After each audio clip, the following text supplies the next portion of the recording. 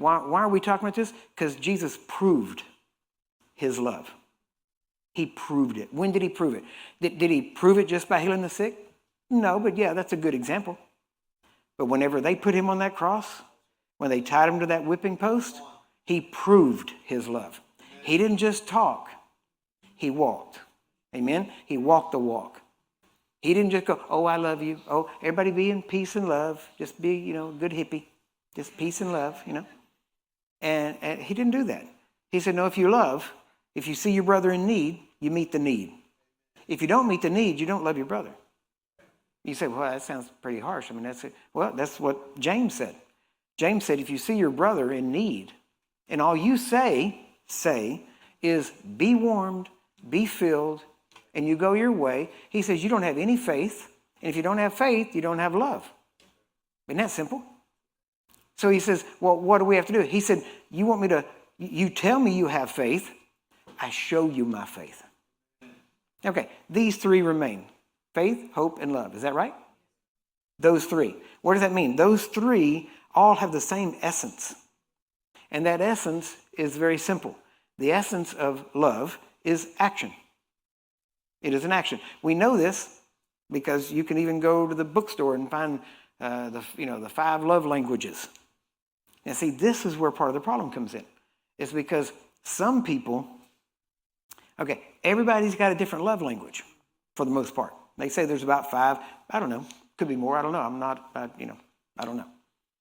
I know there's, actually about 6 words in the Bible for love that we hardly ever use more than 2, sometimes 3. But this idea that, see, I have looked at this. I've gone through it, and you have what they say is a primary love language and a secondary love language, right?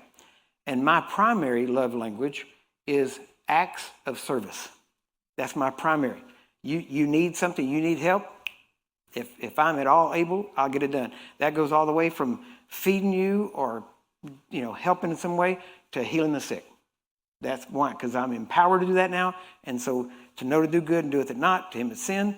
So I don't do that, so I help. And that's my primary love language, is acts of service. Now, my secondary, I know different people probably just say different things, but I also see it as really more as long lines of words of encouragement and that kind of stuff, even though I know I don't always sound encouraging to some people.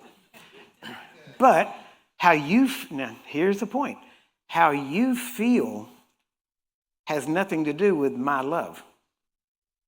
Because if your love language is something else,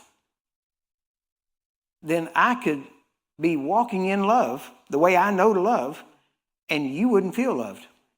Why? Because that's not your primary love language, or even your secondary maybe. And you would think, well, I'd really rather, Curry did this, but I'd really rather he do that.